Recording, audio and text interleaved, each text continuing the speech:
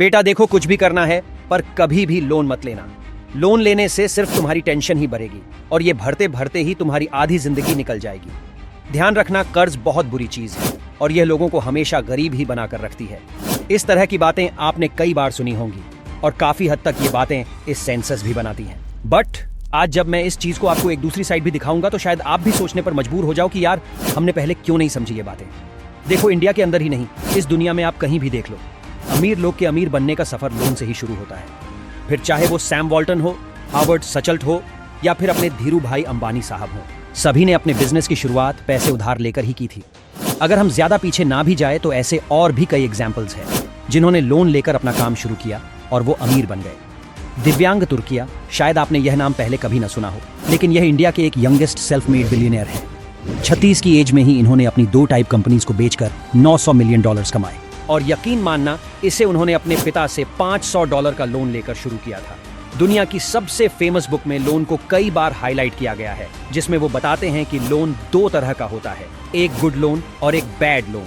Bad loan वो होता है जब आप लोन लेते हैं अपनी कोई इच्छा पूरी करने के लिए, लाइक कोई मोबाइल, कोई बाइक, कोई कार या फिर कोई और luxury item. But good loan वो होता है जो लोग अपने बिजनेस के लिए उठाते हैं ताकि इस पैसे से वो अपने छोटे बिजनेस को एक बीडीडीडी लेवल पर ले जा सके। अमीर माइंडसेट वालों को ये गुड लोन का सारा खेल बहुत अच्छे से मालूम होता है। बट ऐसे लोग इस तरह का माइंड कहां से ले आते हैं कि वो इतने अच्छे से लोन का इस्तेमाल करते हैं? तो रॉबर्ट कियोसाकी की दूसरी book why the rich are getting richer में वो ये बोलते हैं, एक गरीब और एक अमीर इंसान में पैसों के साथ एजुकेशन के भी इतनी क्वालिटी होती है।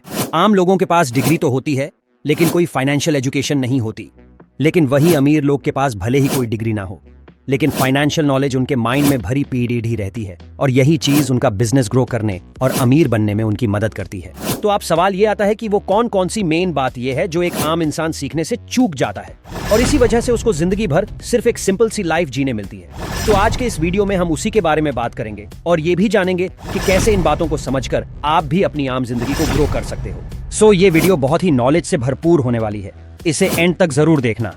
तो चलिए शुरू करते हैं। Number 1, taxes. ये तो हम जानते हैं कि हमारी इनकम का एक बीडीडीढ़ा हिस्सा टैक्स भरने में जाता है, फिर चाहे वो डायरेक्टली हो या फिर इनडायरेक्टली। रॉबर्ट बोलते हैं कि टैक्स को लेकर एक आम और एक अमीर इंसान की सोच में बहुत बड़ी डीढ़ा डिफरेंस होता है। जहां अमीर लोग अपनी बचत से पैसे निकालकर टैक्स भरते हैं, वहीं आम लोग पहले टैक्स पे करते हैं, तब जाकर उन्हें सैलरी मिलती है। अमीर लोग को अच्छी गाड़ियों में घूमते देख, अच्छे घर में रहते देख, ट्रिप्स पर जाते देख, हर आम इंसान के माइंड में यही बात आती है कि अमीर लोगों के पास बहुत पैसा है, इसीलिए वो इतने पैसे उड़ाते हैं। पर किसी के माइंड में हार्डली ये क्वेश्चन आता होगा कि इतनी मोटी कमाई करने के बाद भी ये टैक्स वगैरह से कैसे बच जाते हैं। आपको जानकर हैरानी नहीं होनी चाहिए कि नीता अंबानी एक दिन में लगभग 15 मिलियन रुपीस स्पेंड करती है और वो भी सिर्फ अपनी हेल्थ और ब्यूटी बनाए रखने के लिए। ऐसे और भी बहुत से अमीर लोग हैं जो बहुत ज्यादा पैसे खर्च करते हैं, बट इतने खर्चों के बावजूद भी ना तो उनकी दौलत में कोई कमी आती और ना ही बिजनेस के ऊपर कोई फर्क पड़ी देता। पर टैक्स जिससे उन्हें बहुत फर्क पड़ी दे सकता है, उससे वो बहुत आसानी से बच जाते हैं। लेकिन वही सैलरीड लोगों को ऐसा कोई मौका मिलता ही नहीं। ना तो उन्हें टैक्स में ज्यादा कोई डिस्काउंट मिलता और ना ही टैक्स कम करने का मौका मिलता। इनफैक्ट बहुत से अमीर लोगों ने ये बात खुद एक्सेप्ट की है कि जरूरत ना होने पर भी उन्होंने कई खर्चे किए हैं ताकि उनके खर्चों को दिखाकर उनका सीए उनके ये बिजनेस का खर्चा बता सके।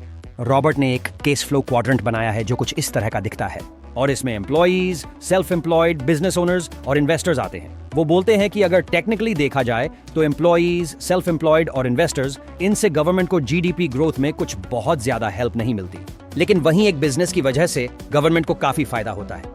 इसीलिए तो गवर्नमेंट बिजनेस करने वालों को टैक्स पर अलग अलग तरह के इंसेंटिव्स देती रहती है। Second is debt. Apple company आज इस दुनिया की टॉप कंपनीज में से एक है और हो भी क्यों ना, उनके सारे कस्टमर्स उनके प्रोडक्ट्स बाय करके फुली सेटिस्फाइड रहते हैं।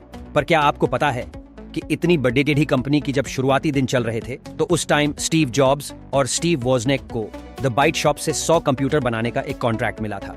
पर कंप्यूटर बनाने के लिए जिन पार्ट्स की जरूरत थी उसे खरीदने के लिए पैसे चाहिए थे जो उनके पास तो थे ही नहीं। इसीलिए स्टीव जॉब्स ने $15,000 का लोन ले लिया। लोन लेकर उन्होंने वो सभी पार्ट्स कलेक्ट किए और पूरे 100 कंप्यूटर्स तैयार कर दिए एंड जीतने भी उनके पैसे बने हैं। उनसे उन्होंने पहले तो वो लोन चुकता किया और अच्छा खासा प्रॉफिट निकालकर अपने इस बिजनेस को आगे बढ़ाया। आप मान सकते हैं कि अगर उस टाइम स्टीव लोन नहीं लेते तो शायद ये अभी वहां नहीं होते जहां वो अभी खड़े हैं। रॉबर्ट बोलते हैं कि देखो, डेट बुरा नहीं होता, आप उसे किस इंटेंशन से लेते हैं और उसको कैसे यूज करते हैं, उससे पता चलता है कि आपका ये डेट अच्छा है या फिर बुरा है।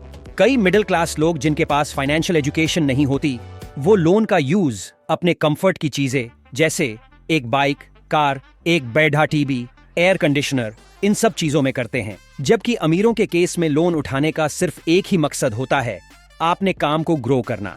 अभी कुछ ही महीने पहले रिलायंस कंपनी, जो इंडिया की टॉप कंपनीज में से एक है, उन्होंने फ्यूल एक्सपेंशन के लिए करीब $2 बिलियन का लोन लिया था।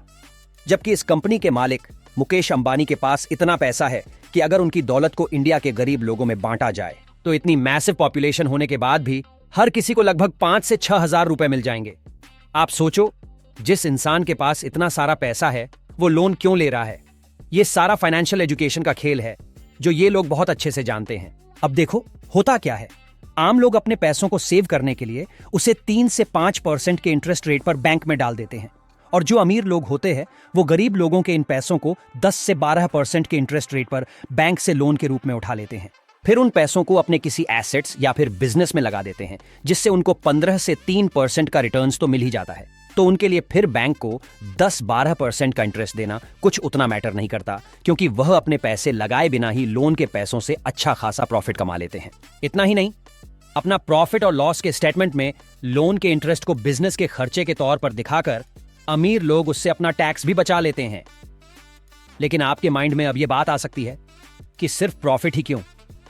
बिजनेस है भाई, वहां तो लॉस भी हो सकता है, और लोन लेकर भी हमारा लॉस हो गया तब क्या होगा? तो इस पर रॉबर्ट बोलते हैं कि इस दुनिया में रिस्क ना लेना ही एक सबसे बेडीडा रिस्क है। आज हमारा घर है और इसमें हम सही सलामत रह रहे हैं। कल को भगवान ना करे किसी भूकंप की वजह से ये घर ही गिर जाए तो हम तो इसी में दबकर मर जाएंगे। पर यह सब पता होने के बावजूद भी हम अपना घर तो नहीं छोड़ डच रहे, स्टिल हम अपने घर में रहकर ये रिस्क ले रहे हैं। इसलिए अगर आपको भी ग्रो करना है तो आपको पहले ये लोन के इस सिस्टम को समझना होगा और सब कुछ पता कर लेने के बाद उसका सही तरीके से यूज करना होगा।